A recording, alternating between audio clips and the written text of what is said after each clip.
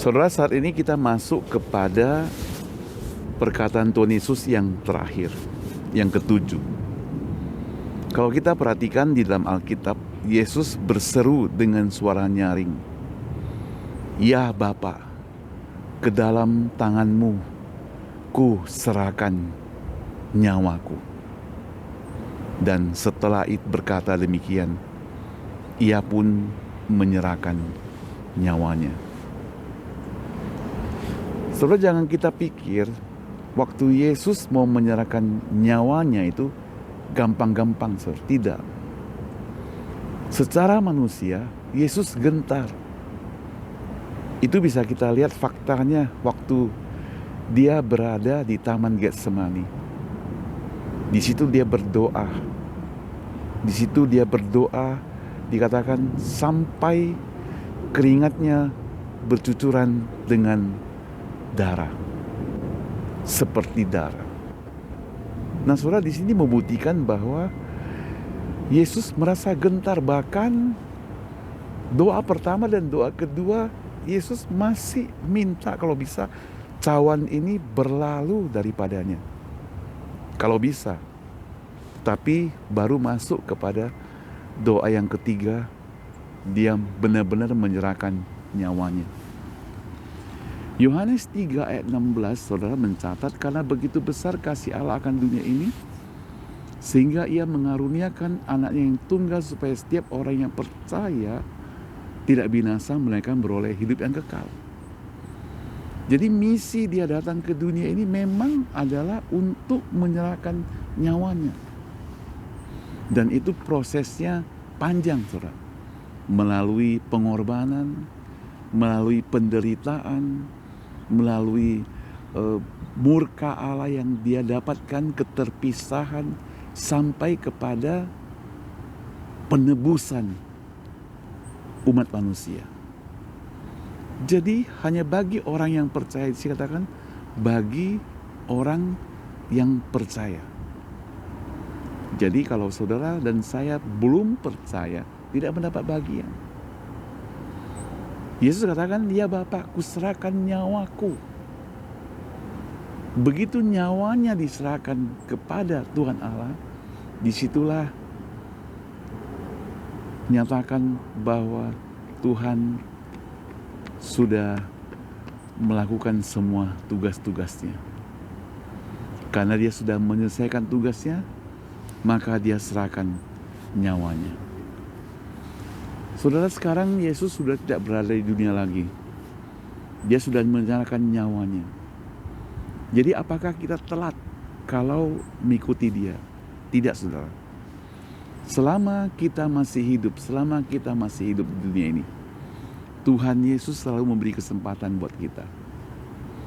Hidup di dunia banyak liku-likunya. Hidup di dunia banyak sekali kegagalan kita. Banyak persoalan yang kita hadapi. Banyak masalah yang kita hadapi. Banyak hal yang kita anggap kita tidak layak. Memang benar, kita memang tidak layak. Tapi jangan salah, Yesus sudah menebus kita. Jangan salah, Yesus sudah menggantikan kita, saudara. Itu sebabnya kita dilayakkan. Dan sekali lagi, kita dilayakkan bukan karena jasa kita. Kita dilayakkan bukan karena kehebatan kita. Kita dilayakkan karena anugerah Tuhan. Karena kasih Tuhan yang begitu besar. Yang rela datang ke dunia ini berkorban untuk kita. Kita menjadi layak karena itu.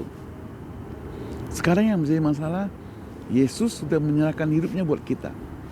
Apa yang kita serahkan buat dia? Apa yang kita kerjakan buat Tuhan? Saudara, hari ini ada banyak orang-orang yang mengaku anak Tuhan, tapi tidak banyak hal yang dia kerjakan untuk Tuhan. Giliran dia mendapat pengorbanan sedikit saja, dia sudah ngomel, sudah menghindar. Jangankan mengorbankan waktu, saudara, apalagi mengorbankan uang, lebih takut lagi, saudara. Nah, kalau semua hidup kita itu adalah milik Tuhan, apa saja adalah milik Tuhan, bagaimana kita tidak rela mengembalikannya kepada Tuhan? So, apakah Tuhan tahu siapakah kita? Tuhan tahu siapa kita. Apakah Tuhan mengasihi kita? Tuhan mengasihi kita. Walaupun kita bandel, walaupun kita tidak taat, Dia tetap mengasihi kita. Karena begitu besar kasih Dia kepada kita. Saudara yang saya kasih Tuhan, sama seperti kita merawat anak-anak kita. Anak-anak kita itu yang kita rawat, kita berharap suatu hari menjadi anak yang baik, suatu hari menjadi anak yang cinta Tuhan, cinta pada orang tua, mengasihi saudara dan sebagainya. Tapi saudara, ketahuilah bahwa apa yang terjadi dalam hidupnya belum tentu demikian. Kenapa saudara? Karena bisa saja anak kita melawan, bisa saja anak kita kurang ajar. Tapi sebagai orang tua saudara, walaupun anak kita berbuat demikian, kita tetap mengasihi dia karena dia adalah anak kita, sama seperti anak yang sulung dan anak bungsu kan. Anak yang bungsu jelas-jelas bersalah. Anak yang bungsu jelas-jelas dia telah mengambil harta warisan. Tapi sebagai orang tua, sebagai papa, tetap mengasihi anaknya, tetap menerimanya. Inilah bukti bahwa kecintaan Tuhan kepada kita manusia sedemikian rupa, sampai-sampai Dia korbankan anaknya saudara, yang tunggal, yang satu-satunya untuk kita saudara, menggantikan kita. Sekarang apa yang sudah kita perbuat untuk Tuhan? Saya kasih waktu saudara untuk 2 menit renungkan, diam sejenak.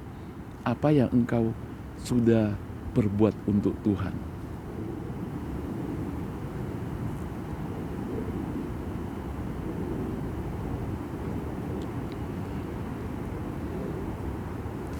Nah saudara, setelah saudara merenungkan apa yang engkau sudah perbuat untuk Tuhan, saya begitu yakin itu belum cukup.